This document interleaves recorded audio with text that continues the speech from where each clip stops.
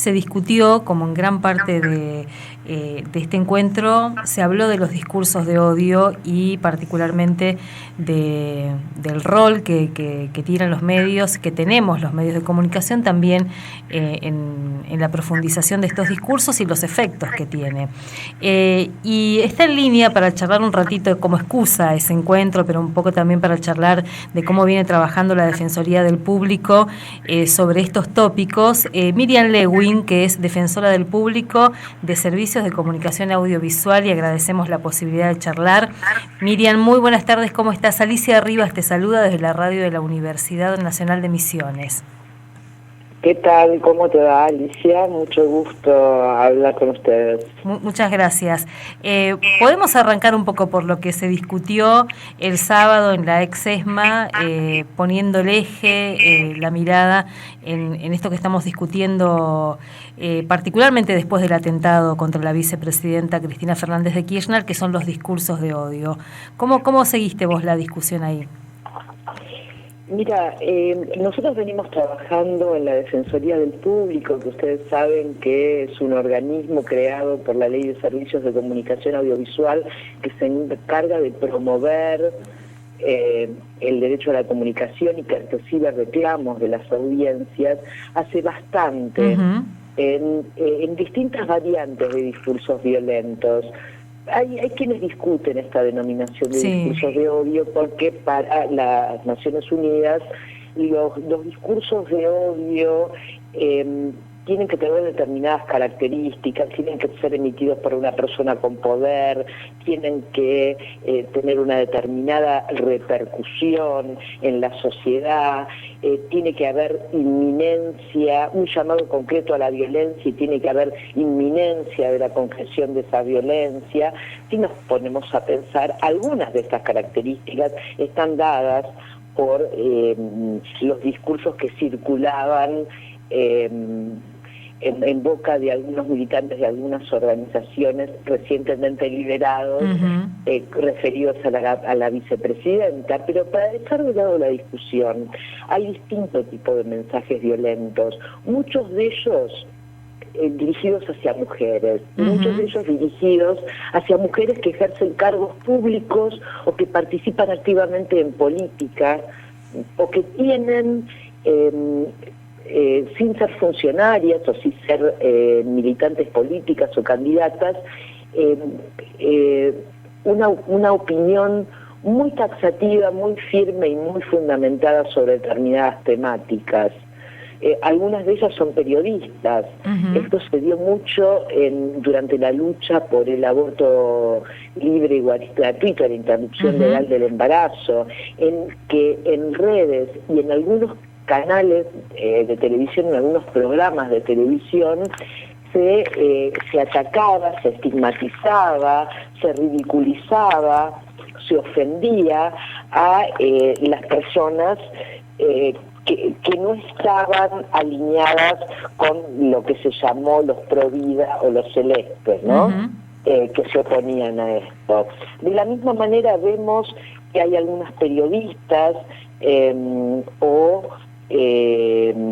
activistas o editoras de género feministas que también son hostigadas en redes sociales y en algunos muy violentamente en algunos envíos de radio y televisión. Y en la Defensoría constantemente estamos recibiendo reclamos por estos discursos que son evidentes en su violencia, pero también por otros que entrañan discriminaciones más sutiles hacia la mujer o hacia las personas trans travestis, por ejemplo, o a las personas con discapacidad o a determinadas colectividades, algunas de ellas migrantes, también los pueblos originarios. Es decir, que lo que nosotros tenemos que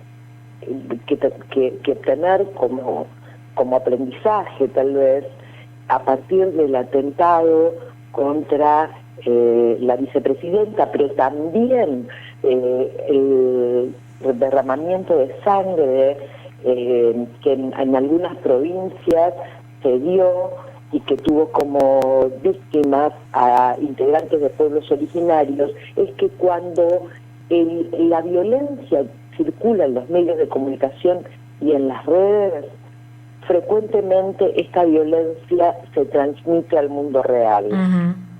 Esto que vos marcás está bueno porque decimos, tienen efectos, y marcabas también a las mujeres como principales destinatarias o tal vez más evidentes en estos procesos, porque también nuestros roles están estereotipados y hay roles que toleran. Si aparecemos como víctimas, somos tolerables, pero si hay una mujer con un perfil y una incidencia política, sindical, ahí ya la consideración y la tolerancia es diferente. Sí, esto es tal cual vos lo decís, y cuando el objeto de la violencia es una mujer que muchas otras tienen como modelo, como referente en cuanto a la participación política, nosotros nos preguntamos cuál es el efecto que tiene un ataque a la vicepresidenta en la intención de otras mujeres de participar en política, ¿no? Y esto está caracterizado como violencia política contra las mujeres, que tiene una expresión simbólica y mediática, pero también tiene otro tipo de expresiones que tienen que ver con la violencia psicológica, con la violencia económica también. Algunas de estas mujeres dentro de sus propios partidos las retrasean los recursos para la ejecución de políticas. Pero en los medios de comunicación y en las redes sociales circulan descalificaciones que no tienen nada que ver ni con su proyecto político, ni con sus ideas, porque una está dispuesta y está preparada para discutir ideas, pero cuando circulan mensajes del tipo de sucia, gorda, mal atendida, mala madre, este tipo de cosas, referencias a la vida sexual, al tono de voz, las acusaciones de ignorante, o estás ahí porque quién sabe por qué sábanas habrás pasado, o sea, este tipo de descalificaciones son absolutamente inaceptables y van construyendo una animosidad que se puede reflejar en la vida real y, llegado a un extremo, puede transformarse en un crimen de odio. Miriam, la Defensoría ya tiene varios años desde su creación. ¿Crees que las audiencias se han ido apropiando de las herramientas que ofrece la Defensoría y están participando, están haciendo uso de esta herramienta? En el caso de las mujeres y las diversidades, absolutamente. Los feminismos se han apropiado firmemente de la Defensoría como un recurso, y cada vez que perciben una vulneración de un derecho, una descalificación en un medio de comunicación, bueno, está sucediendo ahora con Gran Hermano, ¿no? O sea, estamos recibiendo reclamos por cuestiones que se ven en la pantalla y que resultan inaceptables para algunos televidentes. Y nosotros siempre vamos por el lado del diálogo, por el lado de la reflexión, armamos capacitaciones, tratamos de conseguir una reparación, no vamos por el lado del castigo, ¿no? No aplicamos ni siquiera una multa, ni que hablar una censura. Lo que nosotros queremos es justamente que quien cometió un error lo pueda reparar, y justamente lo que intentamos en cada uno de los casos, en el caso de Gran Hermano también, es una reflexión por parte de la producción acerca de qué manera uno puede entretenerse y engancharse con este envío que tiene tanta audiencia, sin que algún sector se sienta ofendido o vulnerado en sus derechos. Y en general tenemos muy buena receptividad. Esto que decís en algún momento se marcó como una debilidad, no castiga, pero me parece que es muy interesante poder ensayar esas otras formas de intervención que no refuerzan esa parte del castigo Punitiva, claro. Sí. y es muy interesante, uno lo va viendo después porque es demagógico a veces pedir, ¿no? El castigo, la sanción, hasta la sanción monetaria, pero esto de tener que pensar... Esto no quiere decir que no estén previstos los mecanismos en el Estado argentino para sancionar, porque el ENACOM, el Ente Nacional de Comunicaciones, sí tiene potestad sancionatoria. Es decir, el ENACOM administra el espectro radioeléctrico, que es el espacio intangible que utiliza cada medio de comunicación para transmitir. Y ese espacio no se vende, se concesiona, se licencia, y los licenciatarios tienen obligaciones. Yo siempre doy un ejemplo. Cuando uno alquila un departamento, no puede incendiarlo, no puede demolerlo, tiene que usarlo de manera responsable. Del mismo modo, el espectro radioeléctrico, que es propiedad de todos y todas los argentinos, tiene que ser usado con responsabilidad, con determinadas condiciones. Y si se violentan esas condiciones, si se transgreden determinadas normas, el ENACOM puede aplicar desde un llamado de atención, un apercibimiento, una multa, una suspensión de la licencia, o incluso en casos extremos y graves, un retiro de la licencia. Pero nosotros somos otra instancia, nosotros somos la instancia de diálogo, ¿no? Si nos equiparamos a la justicia, seríamos una instancia de mediación. Miriam, en estos años desde la Defensoría han ido apareciendo, además de los monitoreos, muchas recomendaciones para el abordaje de distintas temáticas que por lo general se abordan bastante mal en los distintos medios. ¿Pudieron ver cómo está circulando estos protocolos, estas recomendaciones? ¿Se puede ver ya algún cambio en esos abordajes? Sí, claramente en la cuestión de género hubo un cambio. Ya vemos que cuando abordamos cuestiones que tienen que ver con violencia de género en su expresión más extrema, que es el femicidio, ya no se escucha más la mató porque lo engañaba, o la mató porque lo sorprendió con su mejor amigo, o crimen pasional. Esto ya no existe prácticamente. Sí hay otras expresiones, por ejemplo, cuando se dio la violación grupal de Palermo en algún medio de comunicación, un conductor esbozó la teoría de que podía haber habido consentimiento, y esto motivó de la sobreviviente de ese episodio traumático la publicación de una carta dirigida a los medios.